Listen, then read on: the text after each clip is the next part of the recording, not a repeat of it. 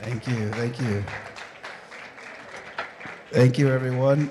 Appreciate you being here on ETS 23. I have an awesome panel, and that's a good contrast if you think of how we started the day with Carl talking about some of the origins of ETS and how the community-centric nature of that Z Prime Austin Energy Partnership. And then Sean kicked us off of where the industry needs to go and how we need to change. And then we just heard the very real issues that are being addressed at a very personal level from ComEd, Ameren, and the work they're doing.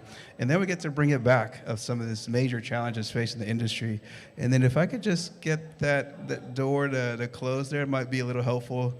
I don't know if it's just me up here or I just want to make sure the audience has a chance to get to hear. Everybody needed cookies. Yeah. And I'm right there with them.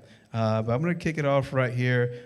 Sean, I know you talked a little bit more about, introduced yourself a little earlier, but just another quick introduce yourself to the audience, your role at GE, and the things you're passionate about. Yeah, so I'm the Chief Product Officer for the Grid Software Group inside GE. I'm passionate about a couple things. I'm very fired up about doing things that are really hard. I like things where if you don't get it right, like bad things happen. So something that like two people and some pizza in a garage can't fix, right? And so that's a thing that I like. The other thing I really like is this moment. Like I like the transformational moment. There was a comment that was made by the panel earlier about not knowing what the future holds or what's going to be, what it's going to be like, but it's going to be different. When I first got involved in the internet, everybody thought we were going to get rid of mailboxes. There was going to be no paper anymore. We were just going to get rid of paper. Everything was going to be electronic. That obviously didn't happen. But literally everything else changed. How you buy stuff, how supply chains work, where you get your content, like all the rest of it changed. So I don't really know how this is going to turn out, but I'm excited for the opportunity, right? So. Excellent. And Mark, you just tell us about your role and who you're with and the things you're passionate about there. Sure. So I'm with Dominion Energy. For those of you who aren't familiar with it, we're a large utility holding company. We've got about 7 million customers in the electric customers, about 3.5 million in the Virginia and the Carolinas, South Carolina, part of North Carolina. And then we've got several local gas companies with another 3.5 million companies in states like Utah, Ohio, again, North Carolina, South Carolina. So we own a lot of nuclear plants, so we are a large clean energy producer. We're also, worth noting, we're building what will be the world's largest offshore wind installation that is underway off the coast of Virginia. So what I'm passionate about, I'm a lawyer by training, so before you run to the exit, so for the last 4 years, I've been looking at spearheading our innovation efforts, and we have a broad task. One is to transform the company and the way we think. I'm passionate about getting our employees to think differently, because our view is that you have to innovate from the bottom up, and we start young and we make them think of different ways to do it. Even if they can't get it passed and get approval to do it, they've at least thought about it and made a case for it. But most importantly, we're getting people to think about what this transformation means to a utility, what its role will be, how it's going to transform, what electrification means, electrification at a large mass scale, and what that's going to mean in terms of managing the grid, how we operate, and how our customers make their decisions. Thank you. So this is Keep Earth Weird. So tell us one thing unique about yourself that colleagues wouldn't know. So I had one thing I was going to say, but then after 2 flights today, each was an hour late, I thought I would note this, which no one knows. The last 7 flights I've taken have been 1 hour, at least 1 hour late, 1 to 4 hours late on takeoff, and none of that is because of weather. I've had general strikes in Paris. I've had a pilot who had to leave to go to the emergency room after we were all on board the plane. We've had doors that wouldn't shut, a cargo handler belt that broke. The last 7 consecutive flights, which I think is pretty unique. Yeah, that is pretty unique. So just so you know, so we had an asterisk that there was a request that Sean could, Mark could do the panel, barring any flight cancellation. So it makes a lot of sense now. So I'm glad you made it. And Sean, what's this unique thing we should all know about you? Well, I guess one thing I tell my kids is that nobody grows up. There's no like 5-year-old or 8-year-old or whatever that when you say, what do you want to be when you grow up? They say, I want to be a product manager. Like that's not a thing. So yeah, my only degree is actually in design. So I got a degree in design and started in print, but I got trained in digital design when the technology was really nascent, and then just followed the path. That's pretty amazing. And so I'll kick this next question off, and this is for both of you, and you both kind of have touched on it a little bit, is this unique moment in time that we're at. You've seen these transitions, you talked about it in your talk. That was really insightful, but why is this time different in this? So this time is different like most times. It's not about the people think that social change is about some societal right, but it's actually not, unfortunately. It's about what the consumer wants. And so the reason that we're finally going to, electrify and decarbonize the planet is because we all want it enough. And so we as voters drive, our representatives to fund these programs. Those fundings then commoditize the technology and get us over the buy-in hump. And then it becomes affordable, and so you get all these tipping points, right? And so the problem is we decided that too late, and so we've not given ourselves a lot of runway. So the real issue now is how do you do it as fast as we all now as individuals feel the urgency, right? And then that transfers onto all of us in the room to try and figure that out. How do you make this happen in a pretty compressed amount of time? So but it makes it really special because, those sorts of things like moonshots, you have to plant the flag, and then it becomes a forcing function, and you just have to do it, right? And so we're going to build the largest, offshore wind farm in the world because we've decided we need to, and so you just do it, you figure it out. I think that is what makes these things kind of impressive and fun, but also a little anxiety driving. I think that's what's different to me is just the convergence of so much change in so many sectors happening at once, from technology to society to the way we can generate energy. I was at a conference years ago and I heard a speaker give this quote, which I love, which is, but it's not mine, so I don't remember his name or I would attribute it, but he said that never in the course of human history has the present been so temporary. And I think it's a mind-boggling thing for, especially in our space, utilities who make long decisions with long lead times and long capital investments to have to plan in a world with technology changes that are happening at light speed. And it's not just our industry, but we have to build things that last decades. And trying to make those decisions and for our customers and for us and for our shareholders and make the right decisions, it's a tall task. Thank you. So Sean, now we're talking about affordability, sustainability, and reliability. All these major convergences happening at once. GE is a lot of the innovation and things that we date back to that we take advantage of. Right. It started with you guys, but now this problem once again is bigger. So how are you guys approaching that from a solution standpoint and maybe from a strategic standpoint? Yeah, so there's some interesting things. One is the sustainability and reliability and affordability. We've kind of tried to address all, the whole time, but they now mean different things, right? So you've still got the legacy stuff. So weather was a big, reliability thing, right?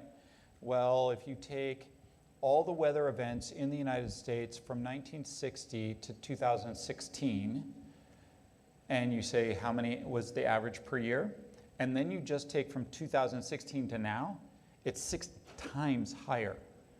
That's just a fact. I mean, that's whatever your belief system is, that's just true. And so you say, okay, so I've got to do that better than I've ever done it before. But reliability also now can be, bad actors. It can be all kinds of things, right? I mean, there was when the Ukraine war started, the Pentagon, there was a gentleman at the Pentagon who was commenting, and he made a comment that I really kind of resonated, where he said, look, in today's conflict, the first three things you do are you mess with the body politic, you mess with the financial systems, and you turn off the lights. Those are the first three things you do. And so we know that we've had people that have been practicing this, and so these are things that we have to take for real. So I think each one of these is you can't take your eye off the legacy ball, because I drew an analog to the internet earlier, but the difference is when you picked up your phone in the old days, when I picked up my phone, nobody in the room can remember this, but when you picked up the thing in the house and there was this sound it made, we called it a dial tone. And if it wasn't making that sound, you were like, oh my God, what's going on? But now you're on your phone and it drops a call, you just like, hit it again, redial, and you do it again. It's not a big deal. That is not going to be the case with the grid. The tolerance for outage is not going to be the same. So for us, it becomes a lot about relying on technology, especially software technologies, participating in standards bodies. There is no protocol for the grid really yet. There's things that we have to do to harden this for scale, to make it act like a modern scalable network.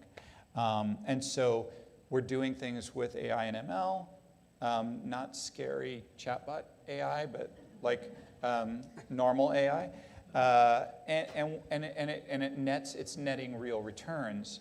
But the biggest thing is then going to be, how do I ease somebody like Dominion's adoption of that? How do they consume that at a rate that keeps up with the rate of change? So you're sort of solving the problem, not taking your eye off the legacy problems. You're adding all the time, and then making it more consumable so that our partners can actually leverage those solutions at real-time speed. And Mark, I think you said something pretty profound I've heard you say about deregulation by technology. And this is just a totally different game. You've been in the industry, you know the challenges, you sit at the executive board, so you hear these very different dynamics. So yeah, can you maybe talk about that and why you see these forces coming fast and we just have to be ready to act? I mean, I think we all are familiar with things like I don't want to target any certain brands, but the types of smart thermostat that can control, respond, that learns your habits in the home. You don't need the utility for that. We have speakers in your home that can monitor your behaviors, that can probably tell us or tell the utility or a grid operator when you're home. Depending on what you let it do, it could know when you're on vacation. You're going to be driving cars that have telematics that have a great deal of information on where you are, where you're plugging in, where do you move around.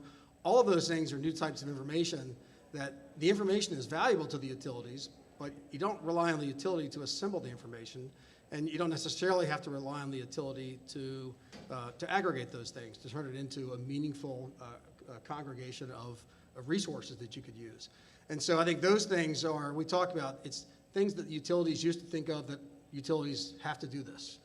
We've deregulated some states, we have not in our states, not fully, power generation for certain, across about half the country or so. And we always think that the wires will be the same, and I'm sure that the physical wires will be. We're gonna have enough wires as it is. No one's gonna want any more wires going through neighborhoods. But how you interact with those wires is going to be a combination of the utility seeking out ways to interact, but also accommodating customers and other third parties who are working with our customers, who will be their customers, and learning how to incorporate those so that they become grid assets and help us make a cleaner grid, probably create some new issues with reliability that we have to worry about and how they respond. But it's just the world that's possible out there is, in some ways you think, how is this ever going to work? But I imagine they thought the same way with telecom for the folks who were in that industry 10 or 15 years ago. So all of that mixed with this security layer that I think 3 years ago, I think cybersecurity was always a hot topic at any of these conferences. Now it's just everything we've talked about, but then there's this accelerating security layer that we still have to be just as vigilant about. And I know both of these, you guys have talked a little bit about that. I wonder if you can expand maybe on that, Sean, and maybe you too, Mark, right after. Yeah, so look, I think again, one of the benefits of bringing bringing people in from other industries into our industry, making the grid cool. I do think the grid's super cool, and I think we should be trying to attract as much talent into it as we can. They bring in some domain expertise that has solved these problems before. I always, I would, when I first got here, my team would look at me and say, well, gosh, you don't really understand the grid. And I go, I really don't. But I can tell you this, do you know how many pennies a bank can lose? 0 pennies. They can lose 0. They're not allowed to lose 1. And they operate in multiple countries. They are highly regulated. They are completely lossless, right? And they're using, when you pick up your phone and you make a credit card transaction, you see it instantly show up on your phone, and you're moving money around and you're doing all these things. Somewhere in that fabric is still an old mainframe with some COBOL code running, and they stitch all that together. I think that's a lesson for us. And so I think we think about things like zero trust. Zero trust is not something that's a standard for this industry. It absolutely 100% should be. If you're going to connect all these devices, and you're going to connect vehicles, and you're going to connect constituents, look, an operator basically can only control 2 things. They can either control the generation, or they can control demand. That's kind of what they got to work with to keep it all stable and up. And to get customers to let them control one or the other, you've got to have a secure fabric. They've got to feel safe doing it. It's got to be completely seamless. They've got to think of it like they do their bank. They literally don't worry about that anymore. None of you do. You do this all the time. I think we've got to get to that level of trust with the constituent body if we're going to make this work out. I agree. I think this, on the security front, which goes to reliability, we'll never forget about weather. Those events have multiplied. We've been hardening our grid like many other utilities. We're in 2 states that border coasts, 3 states that border coasts, so we have hurricanes, we have tornadoes, we've got enormous rainfall in the last few years. But we also have had, in addition to the cyber, and we're very focused on cyber, we've got, and have been. We've gone from having, security was important for the company. Now we hire the former director of the regional FBI as our head of security. That's right. And he's built up a team and protocols. They have, and they've staffed up into, not by 10, but by 100. That's the type of force that is assembled for both physical and cyber. And I mentioned physical because as soon as we turn our eyes from cyber, which no one has, but the cyber was the focus for 3 years, and then we have 2 attacks on the physical attacks on the grid and substations in North Carolina, Yep.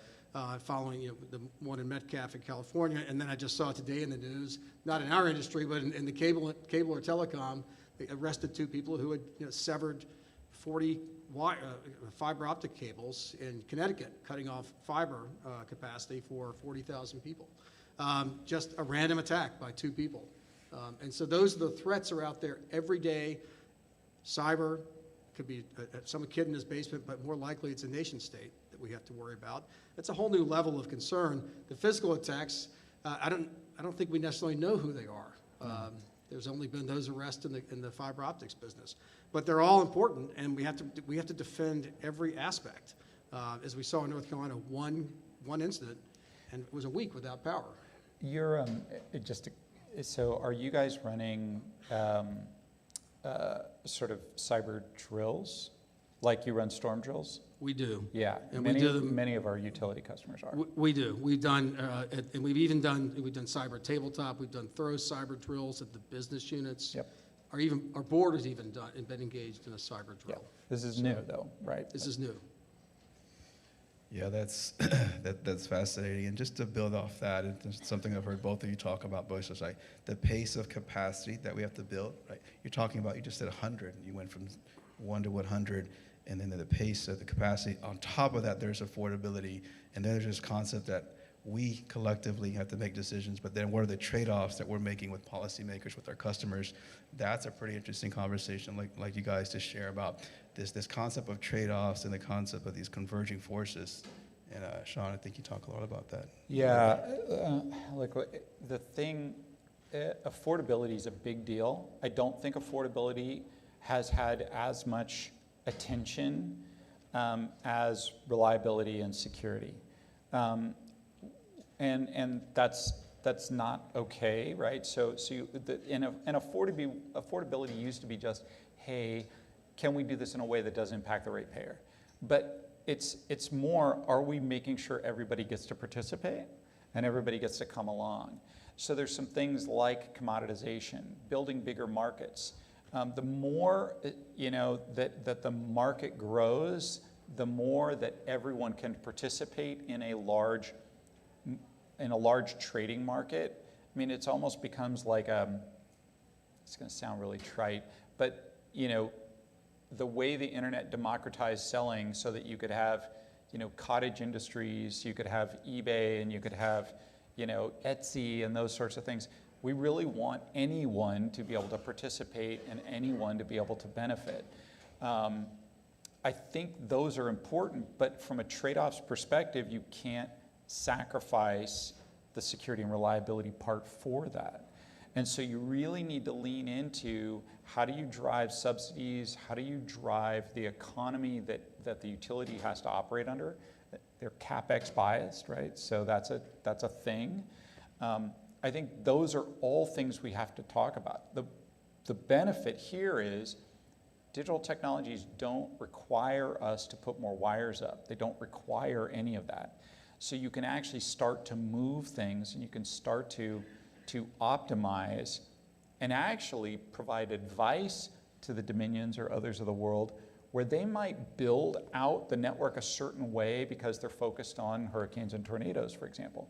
But if you could show them, this is where solar density is. This is where we've got gaps in affordability or participation. This is where EV growth is expected to be. They might build differently, right? And I think, and that's purely just analytics and machine learning and AI kind of helping provide insights. So those are the ones I think are things that from my side we tend to focus on, is how do we help when Dominion or any utility has to make a trade-off on where they're going to apply capital, that they've got enough information to make, because they're making long-term decisions that have long-term impacts.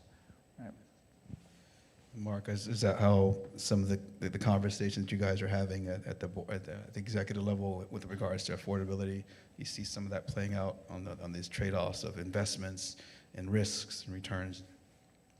Well, we certainly do. I mean, I think we have customers across our territories that we run from some of the wealthiest counties in America in Northern Virginia and some suburbs of Richmond to some of the poorest in Southside Virginia, parts of South Carolina.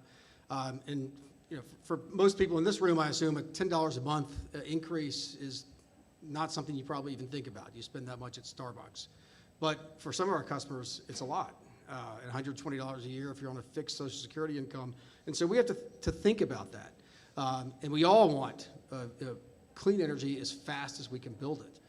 But that in itself is a pressure on rates. When we look at the scale of what's happening with electrification, we're talking about massive numbers, electrifying transportation, perhaps heating, everything going electric. You're talking about a scale which is rebuilding an electric grid if you did it the traditional way. I think to your point, it's exactly what we have to do. Is there almost need to say we're going to have all of the above. We are going to need new transmission wires. We are going to need new transformers and bigger poles to withstand storms. But we also have to use digitalization. We have to take into account or appreciate the benefits that we can get from having line sensors, getting more capacity on the same lines by the use of machine learning and tools and algorithms that can direct power flows in different ways and utilizing distributed resources in ways that we would never have thought possible 10 years ago. We're going to need that because there's simply no way that we could meet the targets of going 100% clean by 2050 and for across sectors. Remember, we're not just talking about the existing electric business. We're talking about transportation and other sectors. We can't physically build that much infrastructure without using the digital tools that are available. And AI, I think, will play a strong role in that. Yeah. So we have a few minutes left. We'll see if there's any questions here, either coming in through Slido or did someone raise their hand when I have a question for Mark or Sean? It's hard to see. I'm not drinking Red Bull this time. I'm super harmless at this point.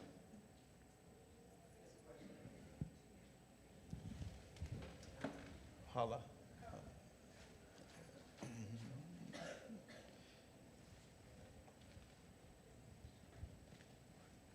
Thank you. Hi, Hala Balouz, Electric Power Engineers. Always have a question. What is your viewpoint on the challenges of and a big fan of software and technology, don't take that the wrong way, we develop some ourselves. What is your take on how quickly we can actually practically deploy automation and software in a reliable way to really take care of reliability and resiliency and keep the lights on? I think actually much quicker than we think. So we've deployed, for example, technology on the eastern seaboard of the United States just within the last 12 months, 18 months, that is automatically restoring 60% or so of an outage automatically within less than 120 seconds. We built a system that, for example, in Puerto Rico, where they have a lot of now DER deployed, that when there's a hurricane, we can black start the grid from just the DER. So I think these things are not like way out there sorts of things. I think the way we want to look at this is there's a lot of equity in our operators' heads. They know how these things should work. And the systems don't. The systems are dumb, right? They need to learn, and they need to be told. And so a lot of this has come down to training. In the UK, where they have huge penetration of renewables, bulk renewables, they still were keeping spinning stuff going because they couldn't predict with enough accuracy how much they would need with the variability of wind, right? And just this year, so we've been running it there for about 14, 15 months, and they just got to a point where they could turn off a bunch of spinning equipment because the accuracy was high enough. We were over 97% accuracy on the system, and it's saving them now $100 million a year on the inertia side that they can push back into the system. So it takes a little bit of time, but it's not the software per se, it's the collaboration between the new tools and the human operators to kind of learn and to get accurate enough that you can move the humans to defining policy and managing exceptions. Because the scale is just getting so huge that, like, just here's one. The way we add DER in the US, just the way utilities add DER, so this whole subscribe model and hey, go to a company and they go and they get a permit and all that stuff, the utilities would have to add 40,000 FTEs just to onboard DER to hit that part of their zero emission or their net zero targets. Like, there just aren't 40,000 people to hire, right? So I think we have to. It's just, and the software is getting there, but now we have to deploy the software, we have to apply the humans, and we've got to just get the learning going. Yeah. I was just going to say that I thought one of the biggest hurdles would be the people, finding enough people and enough good people to help implement it as fast as the technology might allow you to implement it. I think that's for real. Yeah, that's a real thing. All right, we have 1 minute, and if they have a quick question for the panelists. Do we see one? Do I see a hand? I see a hand. There you go. Yeah, thanks for the time, guys. Really great talk. Just want your thoughts or opinions on kind of the challenge or opportunity of what have been successes in the energy world of home solar and EV adoption. We haven't, it's growing rapidly in all of our electric territories. I think that home solar is great. I think certainly where we are, particularly in Virginia and the South Carolina, there are some limitations just because we have trees and we have a lot more cloud cover than, say, California.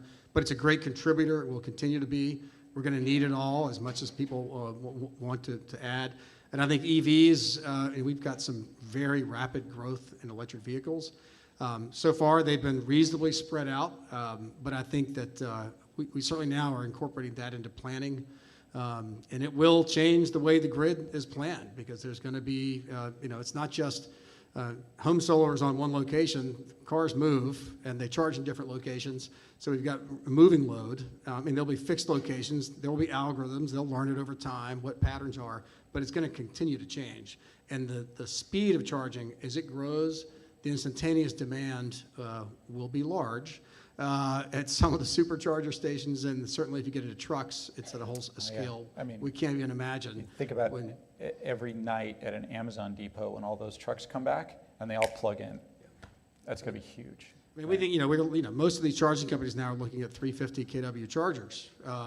And you have 20 of them at a site, all of a sudden in the middle of at a Sheetz or a Wawa or a Buc-ee's, I guess down here, you've got 6 megawatts Buc-ee potential shout out. instantaneous demands. Exactly, yeah, yeah. Well, gentlemen, I think you set the challenge to the whole audience. I think of things we need to wrestle with and try to find, hopefully, willing partners to address that. I thank you both for a great conversation and looking forward for the rest of the conference. Thank you, everyone. Yeah, thanks.